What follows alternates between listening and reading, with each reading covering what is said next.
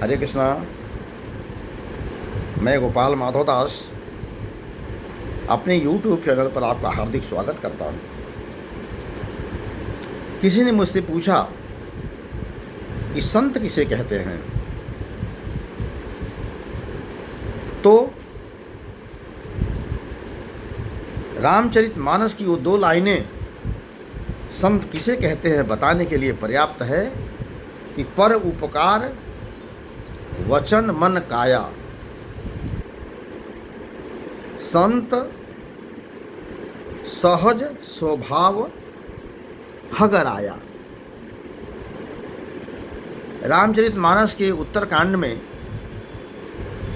यह प्रसंग आता है जब काकभुसुंडी जी गरुण जी से प्रश्न से बता रहे हैं कि हे गरुण जी, संत उसे कहते हैं जो नित्य सदैव प्रत्येक सेकंड प्रत्येक क्षण पर उपकार में दूसरों का उपकार करने में निरत रहता है, संलग्न रहता है, सदैव दूसरे का उपकार करने का प्रयास करता रहता है, अपना नुकसान करके भी दूसरों का जो उपकार करता है उसे संत कहते हैं।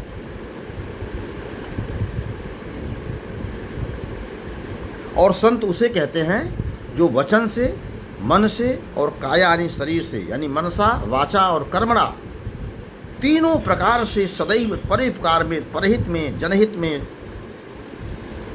निरत रहता है, उसे संत कहते हैं।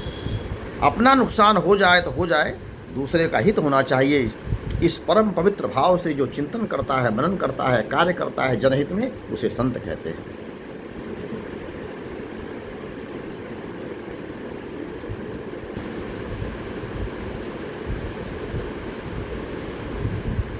और संत जो है स्वभाव से होता है, संत स्वरूप से नहीं होता कि आपने पीला कपड़ा पहन लिया, चंदन लगा लिया, तिलक लगा लिया, माला पहन लिया, त्रिपुंड लगा लिया, दुनिया भर का राग भस्म लपेट लिया और आप संत हो गए। नहीं, बिल्कुल नहीं।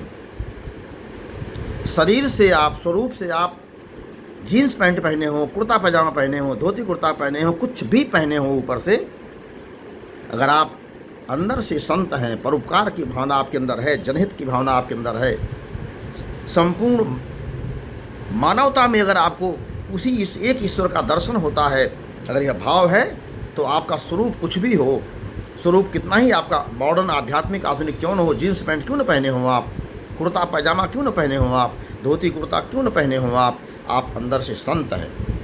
लेकिन आप ऊपर से राग लपेट लिया, ऊपर से आडंबर कर लिया और सदैव में दूसरों का नुकसान करने में, हमेशा दूसरों को नीचा गिराने में हमेशा अगर आप निरत हैं तो आप संत नहीं हैं।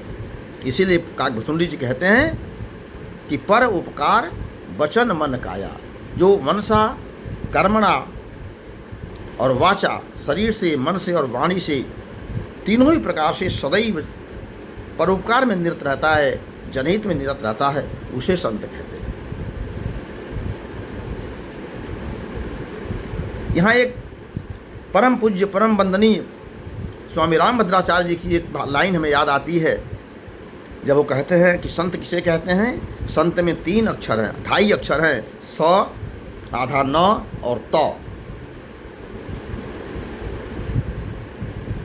स और प्लस अंत बराबर संत। स से जो समस्याओं का अंत कर दे, जो पुरुष, जो महापुरुष, जो गृहस्थ, जो भी कोई व्यक्ति अपने विचार से, अपने कर्म से, अपने व्यवहार से सामने वाले की समस्याओं का अंत कर दे, उसे संत कहते हैं। संत सदैव व्यक्ति की, समाज की, परिवार की, राष्ट्र की, संपूर्ण मानवता की समस्याओं का समाधान करने में निरत रहते हैं। अपना नुकसान करके, अपने शरीर को, अपनी वाणी को, अपने मन को नियंत्रित करके, शरीर को कष्ट देकर दूसरों के हित में सदैव निरत रहते हैं, उन्हें संत कहते हैं। यानी जो समस्याओं का अंत कर दे, उसे संत कहते हैं। और समस्याओं का अंत करने को क्या कहते हैं? परोपकार कहते हैं, उपकार कहते हैं।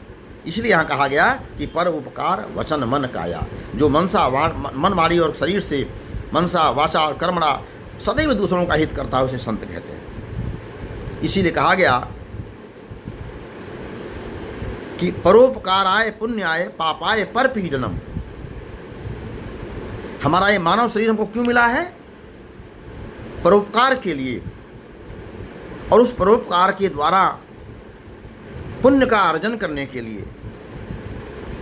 और पापाय परपीडनम, यानी परोपकार से बड़ा कोई पुण्य नहीं है और परपीड़ा के से ज़्यादा कोई अधम कार्य नहीं है, कोई कष्ट नहीं है।